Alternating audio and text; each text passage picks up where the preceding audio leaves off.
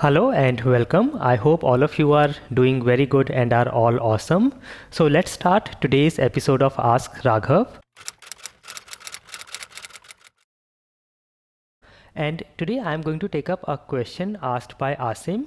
And Aasim says, so basically Aasim has several questions and most of these are on interviews. The first question is how to face the interview as I'm less confident. Second, what are the questions they ask me in interview?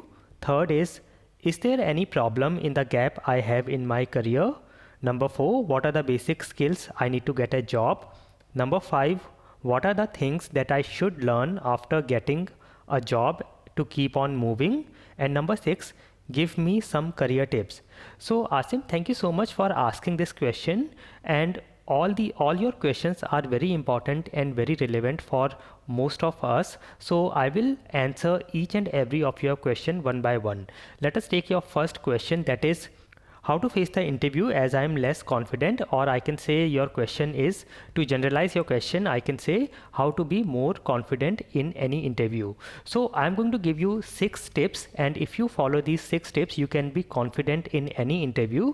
The first tip is prepare all the general questions. Now in any interview you go, you will be asked some general questions.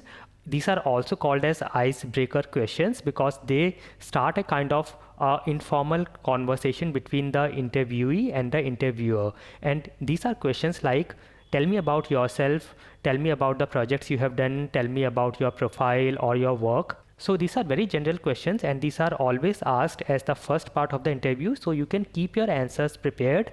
You can prepare well for these questions, and this will also give you a lot of confidence to start your interview in the right note with a positive attitude and lots of confidence. So prepare all the general questions. And then the second tip is coming to the technical questions. Now to start with, most of the technical questions will be asked from your resume, so be very careful what you put in on your resume. You should put all the primary things in your resume that you are very confident about, or the topics, tools and platforms that you have worked and you really know very well. Study and read your resume very carefully because most of the technical questions are going to come from there. Now I'm not saying that you should not put the things that you not know very well. You can put that, but always highlight the primary things that you know very well because most of the technical questions will start from there. So this is the way to be confident on technical questions and also know very well about your past work, about your past experience, and this is what will be asked in your interviews. Now the third and the best tip to be confident is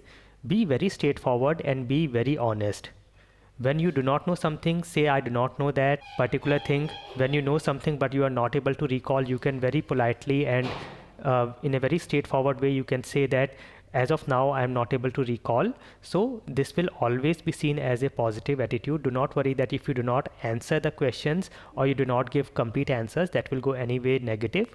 You can be very honest, very straightforward, and this will give you even more confidence. And this takes me to the fourth point or the fourth tip, that is whenever you come into a situation during an interview that you are asked something but you are not able to recall. You know that I have worked on this thing, I know something about this thing, I have heard this word, but you may not be able to recall on that thing.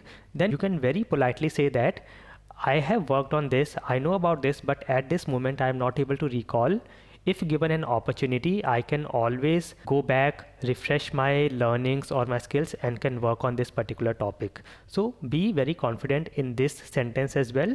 Now the fifth tip is whenever you face a situation in an interview when you are asked some question and you do not have any idea, you do not know anything, again very politely say that I do not know about this thing, but if it is very much required here for this particular job, I can learn and I'm always ready to learn, and then I can implement this thing. So this will be always seen as a positive attitude because we do not expect, no interviewer expects any candidate to know everything in that interview or for that job. So be very polite and say that I do not know, but I can learn and implement on this. Now the sixth tip is always show your willingness to learn and implement.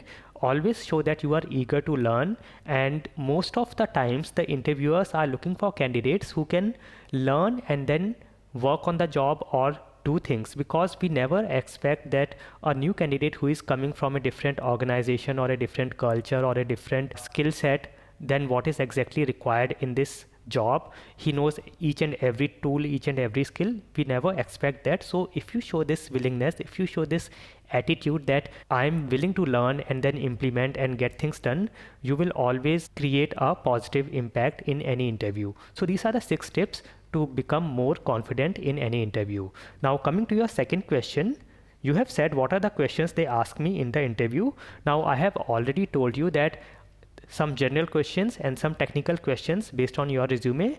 Now the third category of questions will be about their needs, about the job needs. So for the job that you are going, what is required there, they will be testing you on those skills and those tools or platforms. So for this, you have to read the JD, that is job description, very carefully. Know what is primarily required in that job, what are the primary things that you should have skills for in that job, and then there can be some secondary skills as well. So in every job there are a set of primary skills that is very much required, which are very important for that job, and some secondary skills which if you know it is good, but even if you do not know, if you are ready to learn, it is fine. So read the job description carefully, and most of the technical questions can come from there. So this is how you can keep yourself prepared. Now your third question is, which is very important, is there any problem if I have a gap in my career?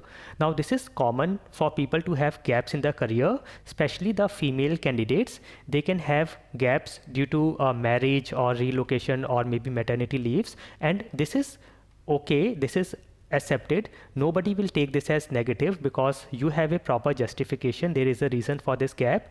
Now if you have a gap apart from any of these reasons, then you should be having a proper justification on why you had this gap. Plus you can mention that during this period I was learning, I was upskilling myself, and I created some personal projects, or I did these things. So you should be ready with the answer that if you are asked about your gap, what all things you have to say. So if you are ready with your answer, then I think you can be more confident and nobody will take it as a negative thing. If you are ready to come back and then start all over, and you have a positive attitude, you have some skills which can showcase your seriousness and your abilities, then it is all fine. Now coming to your fourth question, what are the basic skills I need to get a job? Now it depends on job to job and your experience and the level you are going for. So for a fresher, even some very basic skills at a college level, if you have done some projects, all that will be taken as positive.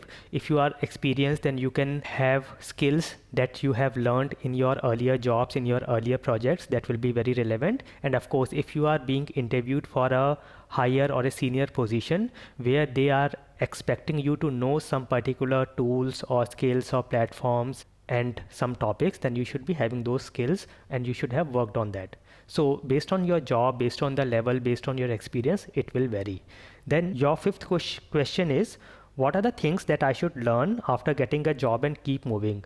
Now, once you are in the job, the best learning is happens at the job. So whatever tasks and assignments you are having, whatever projects you get, work very well on that. Work with all your focus and all your abilities.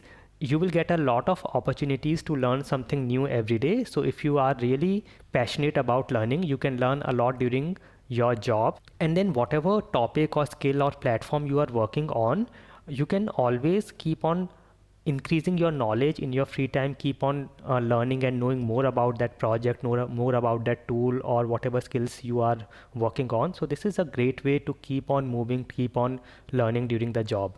Now coming to your sixth question, give me some career tips. So Aasim, I have already told you all these things which are very relevant, and these are like career tips. But then one thing that I will tell you is, during your job, during your work or whatever you are doing, try to take out at least 1 hour daily for your personal learning.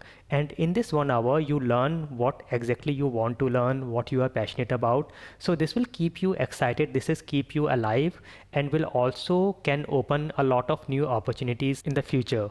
So always keep on learning, take out some time for your personal learnings, and it can take you to the next level. I hope all these answers help you a lot, and if you have any other question, you can let me know in the comment section below, and I will feature it in the next episode of Ask Raghav. I wish you all the best and never stop learning.